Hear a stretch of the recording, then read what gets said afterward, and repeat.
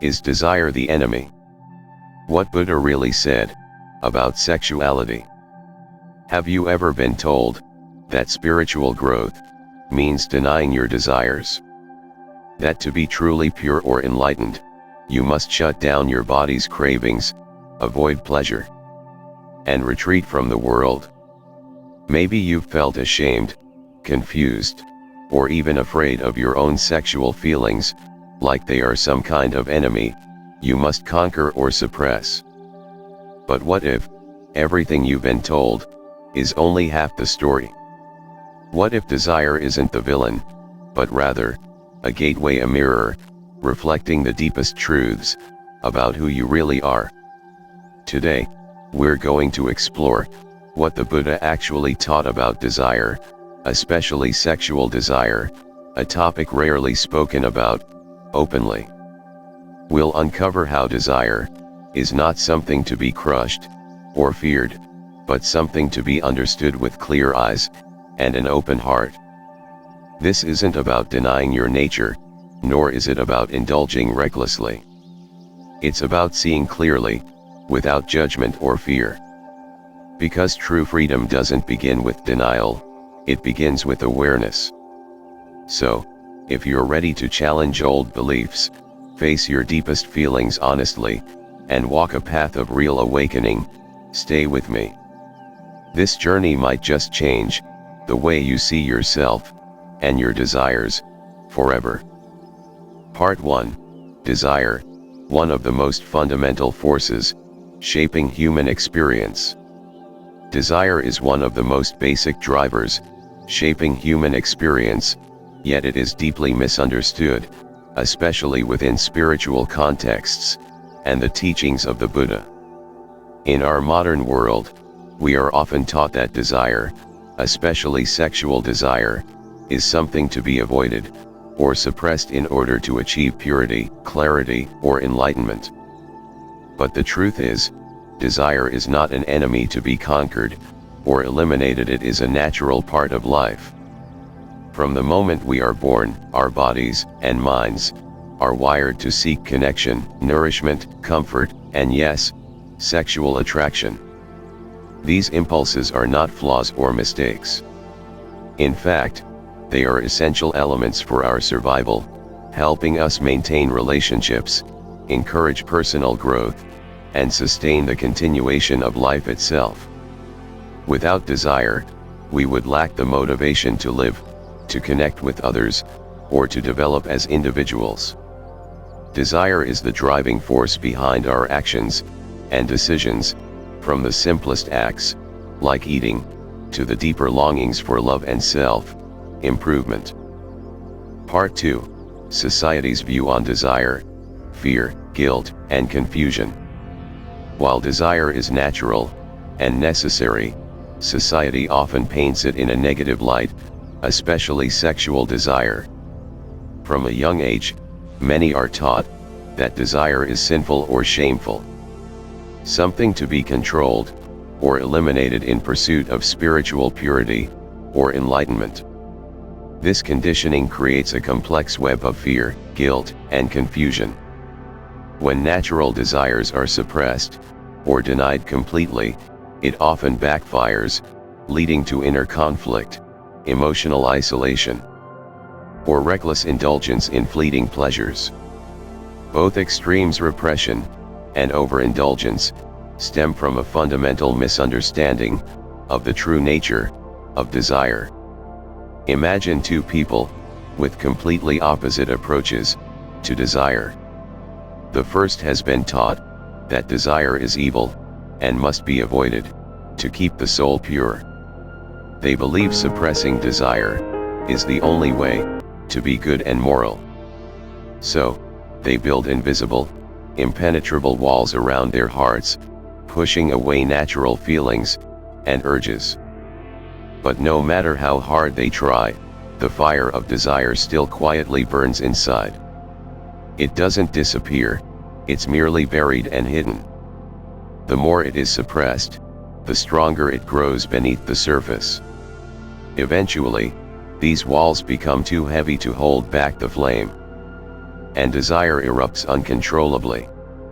This can lead to rash actions, poor decisions, or behaviors they don't fully understand, causing harm not only to themselves, but also to those around them.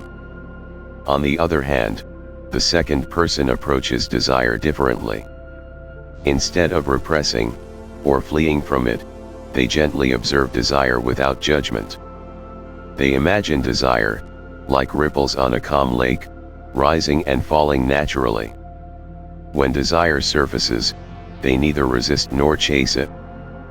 They simply watch it come and go, like the wind blowing over still waters. Desire is present, but no longer disturbs their inner peace. The key difference between these two lies in awareness.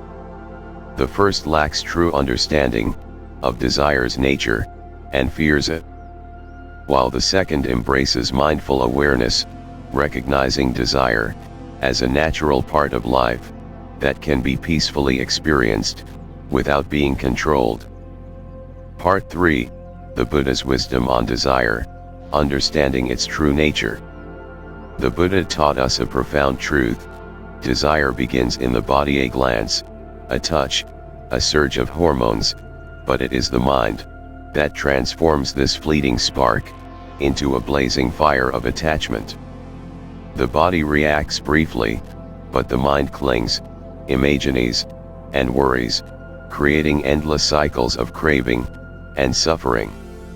Our suffering doesn't come from desire itself, that is natural, but from our tendency to grasp onto it, build stories around it, and resist its passing in our minds. Therefore, spiritual practice is not about fighting the body or trying to eliminate desire. Instead, it is about training the mind to see desire clearly, as temporary, without a permanent self, and ultimately empty of lasting essence. By cultivating this clear awareness, we begin to witness desire exactly as it is, a passing wave on the surface of our consciousness that rises and falls, without sweeping us away. This understanding loosens desire's grip and opens the door to true peace and liberation. How to cultivate this clarity? The Buddha gave us a simple but powerful tool: fully observe desire as it arises, without judgment. Like watching gentle waves ripple across the ocean, feel the energy and tension, but neither hold on nor reject it. Mindfulness, or sati, is the key. Through mindfulness we catch desire at its earliest moment, before it takes control. Instead of reacting by chasing pleasure or fleeing discomfort, we gently acknowledge its presence. Imagine a person sitting silently in meditation, when suddenly an image of a young woman arises in their mind. A vision evoking intimacy, attraction, and strong emotions. Their body trembles gently, and their mind floods with rising sensations and images. But instead of panicking, running away, or chasing satisfaction, they simply observe this inner storm. They recognize that these intense feelings are just passing waves on the calm lake of their mind. They come and go, they are neither permanent nor fixed. By maintaining this steady awareness, the grip of desire begins to loosen, making room for a deeper peace, an inner stillness that cannot be shaken. This story teaches us a vital lesson: desire itself is not the true enemy. It is our reaction to desire, whether fear, avoidance, or indulgence, that causes suffering and turmoil in our lives. Part 4: Desire Beyond the Physical, Power, Recognition, and Spiritual Pride. Desire is not limited to the physical realm, it also takes on many subtle and complex forms. It can appear as a craving for power, a need for recognition, or a longing to be spiritually superior. Sometimes, those on a spiritual path, who try to suppress physical desires, end up trapped by a more subtle form of craving. Pride, a deep hunger to be seen as purer, more advanced, or more enlightened than others. The Buddha warned that all forms of desire can become traps.